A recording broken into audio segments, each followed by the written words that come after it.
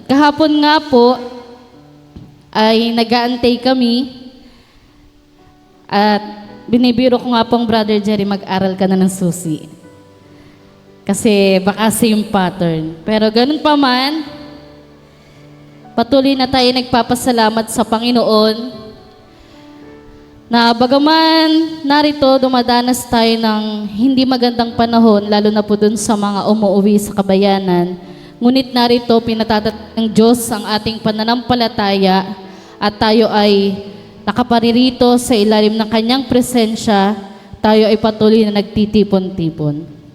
Kaya nga po sa umagang ito, patuloy po nating pagsalu-saluhan ng susi na ito, na kung saan ang sabi po rito, I will plant seeds of love and not fear. Sabihin nga po nating lahat, I will plant seeds of love and not fear. And not fear. Purihin natin ang Panginoon. Oh, hallelujah! Praise! Kung paano, sabi nga po rito, how I learned not to be afraid of failure.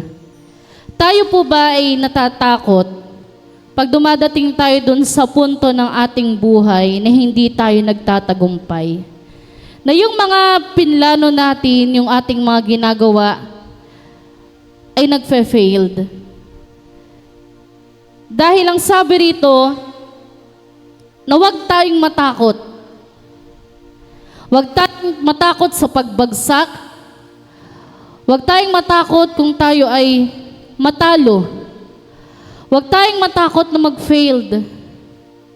Dahil ang Diyos ang nagbibigay sa atin ng pagtatagumpay. Anumang labanan sa ating mga buhay, lahat po tayo ay mayroong pagsubok. Even Reverend Oral Roberts, kahit po siya ay matagal nang ginagamit ng Panginoon, dumarating pa din siya dun sa punto ng kanyang buhay na pagka siya nagkukrusade, minsan natatakot siya. Paano kung hindi gumaling? Paano kung hindi kumilos ang Diyos? At alam niyo mga kapatid, dun tayo natatalian. Dun naaalis yung ating pagtitiwala sa Diyos. Pag pumapasok tayo dun sa spirit of fear. Kaya nga ang sabi sa 2 Timothy chapter 1 verse 7, for God hath not given us the spirit of fear, but power and love and of a sound mind. Hindi tayo binigyan ng Diyos ng espiritu ng pagkatakot, kundi ng pag-ibig, ng kapangyarihan, at ng kausayan ng espiritu, ng ating mga kaisipan. So what do you do when you failed? Ano yung ginagawa natin pag hindi tayo nagtatagumpay? Tayo ba ay basta-basta na lang sumusuko? Umaayaw na ba tayo? Gumigive up na ba tayo? Pag hindi tayo nagtagumpay dun sa isang bagay na ating ginagawa. Dahil ang sabi po rito, the fear of failure is responsible for more good things left undone. Pag ikaw ay natakot na hindi ka magtagumpay, matatalian ka na may mga bagay sana, may mga mabubuting bagay sana na nakalaan sa'yo, ngunit natakot kang humakbang. The fear of failure is responsible for more jobs not being asked for. More successful business never been started. More relationships never being restored. And more seeds never being planted. Pag tayo ay natakot na baka tayo ay hindi magtagumpay, matatalian ang buhay ng bawat isa sa atin. Kaya ako inyong narinig nung araw ng Friday, ano ang na-share sa atin ng Brother Pete? Na may mga inilalaan ng Diyos sa ating buhay, may nais siyang gawin. Pero, hindi niya magawa. Dahil ang sinasabi natin, saka na lang kasi baka ako'y bumagsak. Baka ako'y hindi magtagumpay. Kaya hindi tayo makahakbang.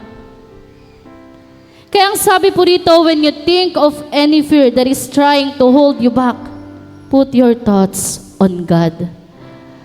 Pag nilalagyan ka ng kaaway, ng takot sa iyong puso, sa iyong isip, ang lagay mo sa iyong kaisipan ay yung kaisipan ng Diyos. At walang iba, the Word of God. Kaya kanina habang kami nasa bangka, paulit-ulit na nai-remind sa akin ng Diyos, yung awit, I will rest in your love and put my trust in your goodness and set my thoughts on peaceful things above. Dahil yung thoughts ng Panginoon, yung kaisipan ng Diyos, napakalayo niyan sa kaisipan ng tao. Yung plano't layunin ng Diyos, napakalayo niyan sa plano't layunin natin sa ating mga buhay. Kaya pag tayo ay dumadaan sa pagsubok, aking na-share sa lugar ng kinagatan, ano yung ating pinipindot? Panic button, power button. Tayo ang pumipili, magpapanik ka ba, matatakot ka ba? O hahayaan mong mag-take over ang Diyos? Kaya nga ang sabi po sa 1 John 4 verse 18, there is no fear in love, but perfect love casteth out fear, because fear hath torment. He that feareth is not made perfect in love. Walang takot sa pag-ibig ng Diyos. Kung ikaw ay napasakdal na sa pag-ibig ng Diyos sa iyong buhay, hindi ka matatakot. Nandun yung pagtitiwala mo sa Diyos na kaya niyang gawin ang lahat ng bagay sa iyong buhay.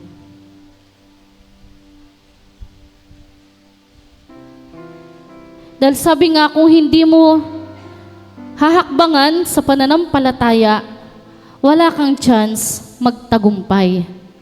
Dahil hindi ka humahakbang. Dahil natatalian ka. Pero kung ikaw ay patuloy na naghahasik sa harian ng Diyos, hindi ka natatakot na gawin ang kalooban ng Diyos, meron kang chance na magtagumpay. Kasi ikaw ay nakaupo lamang, nag-aantay, napipiit ng takot. You have a chance to succeed if you could learn to really rely upon God.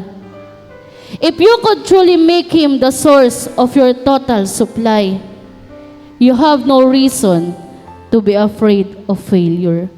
Pag alam mo na alam mo na alam mo na alam mo na ang Diyos, ang source ng lahat ng bagay, anuman yung hakbangin mo, anumang sitwasyon mo, kung ikaw ay nagtitiwala sa Kanya, if you really rely upon God, you will know that you will succeed. Purihin natin ang Panginoon. Oh, hallelujah!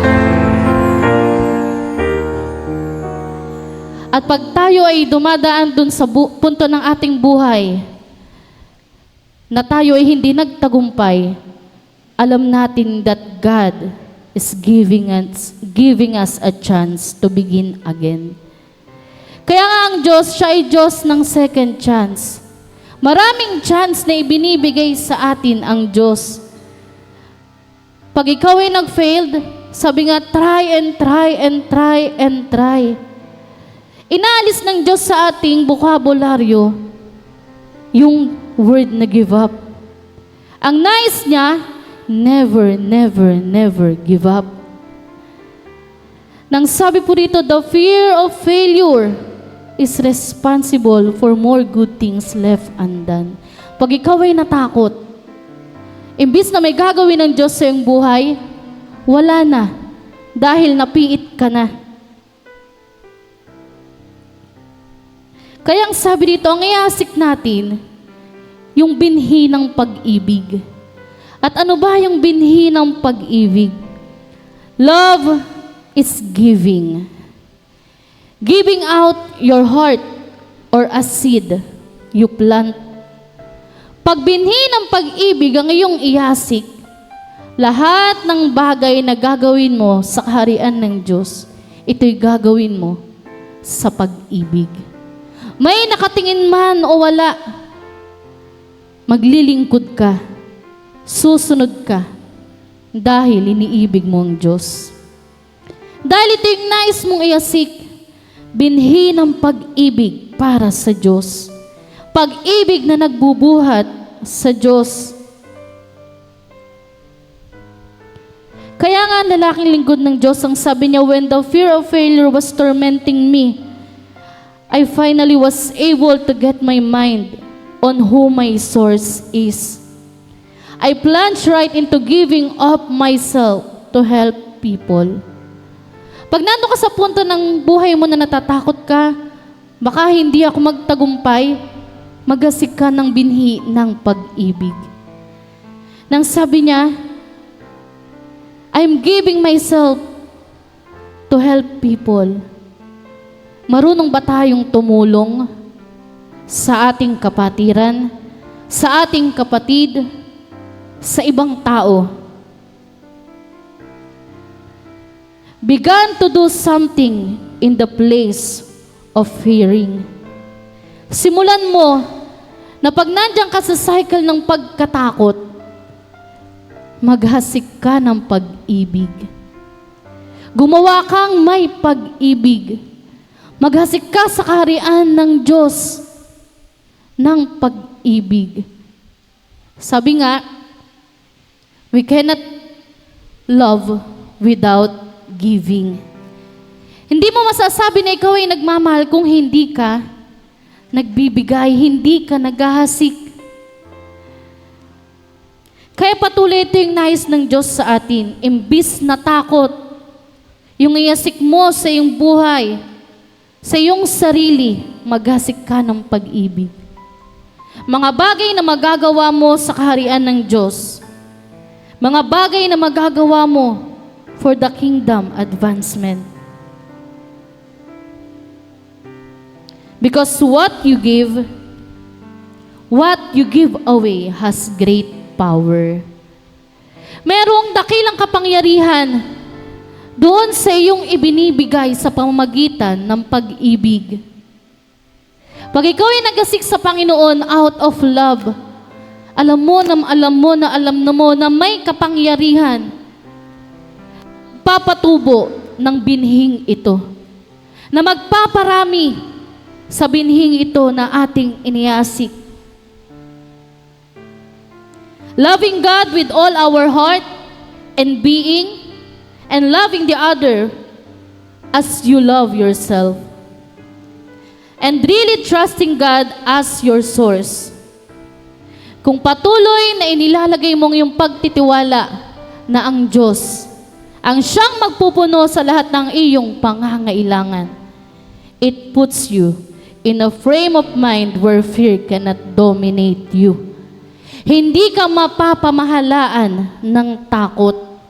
Hindi ka kayang paikutin ni Satanas kung kilala mo kung sino ang Diyos nito na iyong pinaglilingkuran.